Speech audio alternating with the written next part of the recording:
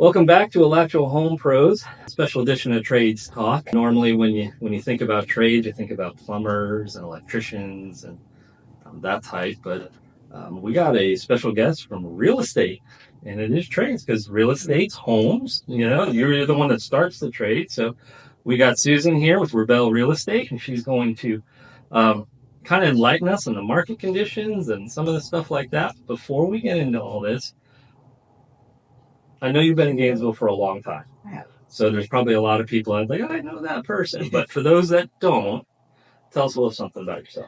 My name is Susan Hicks, and I have been in Gainesville my entire life. I've actually was born here in Gainesville. How many people do you think can say that? Oh, I mean, Florida in general, there's not that many. There's not Floridians, but my family is from Florida way back since the 1700s. Well, you are. Yeah, I'm a true Floridian. Most of my family moved into Marion County, and then we moved up to Alachua County in the 50s and 60s, and we have not left since then. Nice. Yeah, so Alachua County residents. I'm a Floridian too, born in South Florida then, so yeah. I am a transplant here. Right, which is nice too. So yeah. You've been here your whole life. Whole life. And been doing real estate since you were born? Yes. I came out of the womb and I told my mother that this womb was not big enough. I needed a bigger womb. And so that's when my real estate career started. No. Actually, I started out, I went to college here and I got a degree in criminal justice. Worked in that field for a little while, and then in 2017, I started taking over and working in real estate. Worked with Kristen Rabell over at Rabell Realty Group and fell in love with it instantly and thought, this is what I really want to do. So there is probably 50, 60 different types of agencies that you can hang your card with and say, why'd you pick Rabell? I picked Rabell because I was married to the broker. Oh, yeah, that helps. Yeah, family business. That'd be a little awkward. It would be awkward. It would be. Yes, we could dominate the area. Gotcha. Yeah. Cool. All right. So tell us a little about the company itself. I mean, other than being married to that, there were probably other good things about it that was like, even if I wasn't, this is where I hold myself. Right. No, we're a great company. We're locally owned, female operated. Kristen's family has been in real estate for 3 generations. Her grandfather came here from Cuba and started his real estate agency. And then her father took over and was also a broker and owned a brokerage here in Gainesville. And so Kristen's just following that family tradition of carrying on the family name in real estate. And how long have they been serving the Gainesville market? Paco started Rabell, I think, back in the 1970s. So they've been here quite some time. I would say well over 50 years they've been in Gainesville. They know the market very well. They know the market well. They have been in Gainesville so long that Paco was my father's real estate agent back in the 1950s when my dad bought property. And then the funny thing is my dad stayed loyal to Paco even after I became a real estate agent. He's refused to use me. He stayed loyal to him up until he passed away. Awkward. Yeah. When he passed away, then he decided, okay, now you're good enough. I'll go ahead and... You should have learned it. Right, exactly. I just love that he was loyal to him from then on. So do you find that in your career field that you do multiple, So yes. The average person owns a house for 7 years. 7 years. Right. So if you lived in Gainesville for 21 years, you've probably gone through 2 or 3. Correct. I have a customer, I just sold their house last month. It was the 5th time we have had transactions with them. We can, cannot constantly are just going in, buying them new houses and then selling their house, and they grow. We started out when they were young, getting married. They just needed a small home, just the 2 of them. Then they had a little boy, and so we got them a bigger house, and then they had a little girl, and we got them a bigger house, and we just sold that really big house because they just moved out of state to go be closer to their family. So if I'm looking for a broker, when I moved to this area, I had to find someone to rent first. I needed to find a rental because I didn't want to jump in. I wanted to look around. And finding an agent to actually show me rentals was very difficult. Right. I guess there's no money in that portion of it. But they finally did that. What is it, when you pitch yourself out there, mm-hmm. There's probably, last time I heard there was 1,400-ish agents in this area, yeah. Right? Oh, what is it about you or the company that gives that touch, that difference that says, yep, you're my girl? I actually do show rentals. I'm one of the few agents that love to show it, and that's because I really love to show houses and I love to see the market. And by me showing rentals, I also get to see all the things that are out there for investment buyers that are like, hey, should I buy this, rental? And I can tell them, yes, this is a great investment property. It's very well taken care of, all the other things that need to know. So I don't find it a waste of time to show rentals. Plus, I'm also building a relationship. So later on down the road, they're like, hey, remember Susan?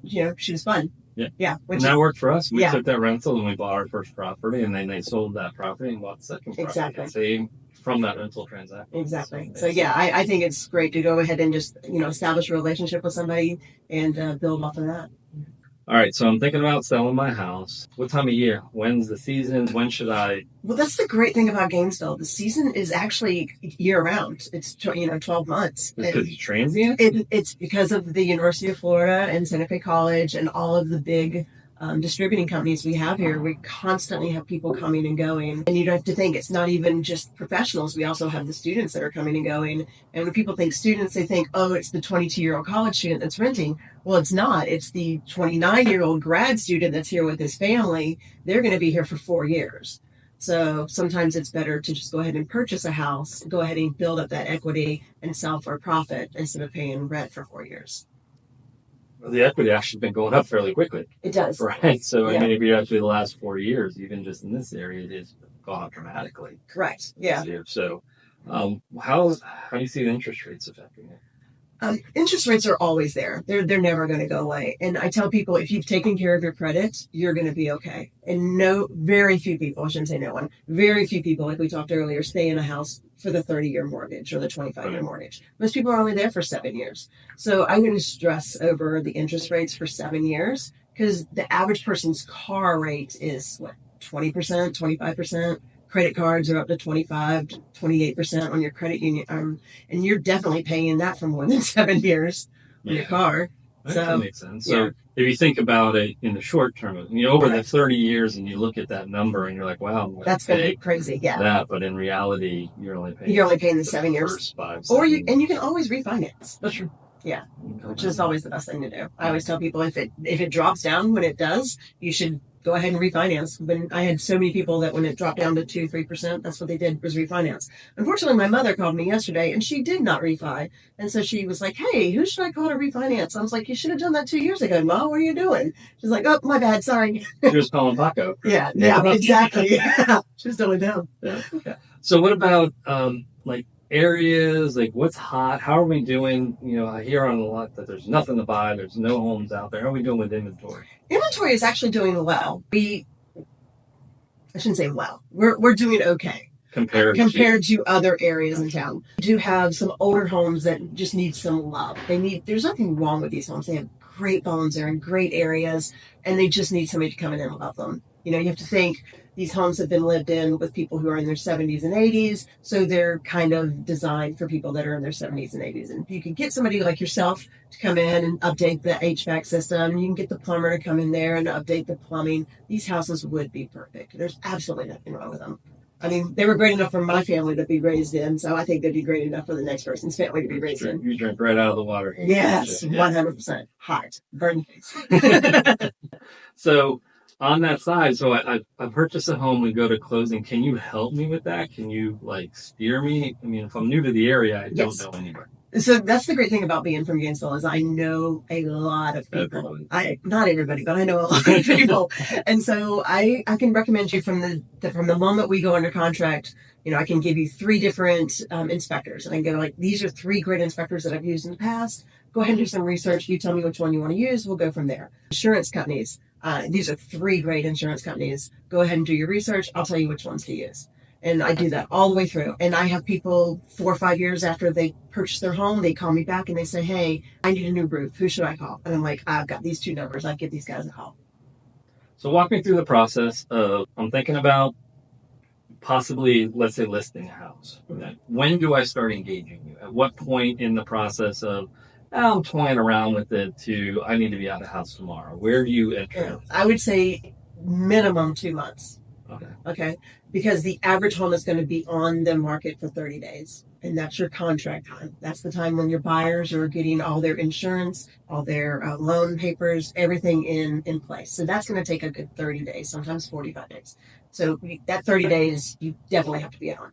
So I always tell people minimum of 2 months, because that gives me a month to get it listed, get it ready, because we're going to want to do some things like cleaning. We're going to want to declutter. We're going to want to make your house look like it's move-in ready. Maybe even pressure wash, those kind of things. So you break all those things down, good 2 months. Minimum. Okay. Yeah. All right, and then you put it on the market, and do I have to like keep all this, showroom quality? I mean, I have 3 kids, 2 dogs, cat. I mean, do I still live in the house? Yes, you can still live in the house. The house looks great being lived in. You do need to keep it clean, 100% clean, until it's under contract. Once it's under contract, then you can kind of relax a little bit, because then it's just going to be inspections, and you're going to know the exact date those come in, all that kind of stuff. Now, am I there welcoming the people? Do I have to be available to let them in? Nope, I do all that for you. I will be the person that opens the door and closes the door for every person that comes in. All right. And then you find the right person. Mm-hmm. Do I get to say, I don't like that color? No. Can't veto it? No. And then you said it takes about 30 days? On average, 30 days, 30 to 45 days. All right. And then I sign and we're done? Pretty much, yeah. All right, now I'm homeless. Now you're homeless. Right. Yeah. So when do I got to engage with that process? That is also a good 2-month process for purchasing. So at the same time, should we overlap those 2 months? I would overlap, yes. All right. So what I normally do is tell people, let's go ahead and get your house on the market. Let's start planning. We'll get it cleaned. We'll get it ready. And the day that I list your house is the day you and I need to start talking about what you're going to purchase, whether it's here or anywhere else. If it's somewhere else, I have many contacts all over the entire country, and I can call and find you an agent there. So how does that coordination work between turning over the keys and getting in? How do I get out and get in on the same day? Oh, it's smooth. It really is. You wouldn't believe it. So we'll coordinate your closing. Let's say I coordinate you to come in at 8 a.m. and sign the paperwork.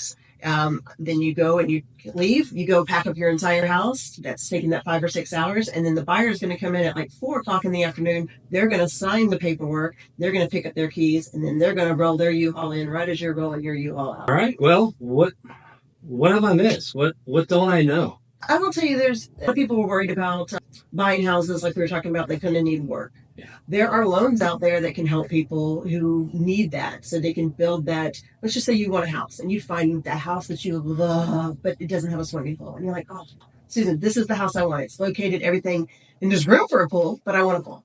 So I can get you a loan that has that price of getting that pool put in to the house. And that can be for home improvement or other things. Yep, for home improvement. Anything you want. There's actually very few limitations on that. They can put a mother-in-law suite in it. They can put a pool in it. They can put a new roof. They can redecorate your kitchen. Everything. Yeah. All right. So those are great. So don't. Quite interested. Right. So don't let one little fob of the house, stop you from not getting that house, because that can be fixed. We can fix the little things. So you mainly work with homeowners. What about investors? Oh, I love investors. Okay. Yeah, investors are great. So is it kind of a different relationship, or is it still kind of the same? Are you out there? You're probably looking for a different type of house. We're looking for a different kind of house. We're looking for that house that has been used and abused, and the investor will come in and make that house beautiful and make that neighborhood beautiful again. Which is why I love them, because I love Gainesville, and I just want Gainesville to look beautiful. So they take that rundown house that nobody has taken care of in the last 15 years, and they either tear it down and build a new one, or they take the great bones and they make it beautiful again. All right. Well, that was a lot of information. Drink from the fire hose today. I appreciate you stopping by. All right. Well, until next time, we are Lateral Home Pros. Feel free to put comments in there or something I didn't get right or didn't get the question you want. We will go ahead and get in touch with you. She's always available. And until then, thank you for coming in, Lateral Home Pros.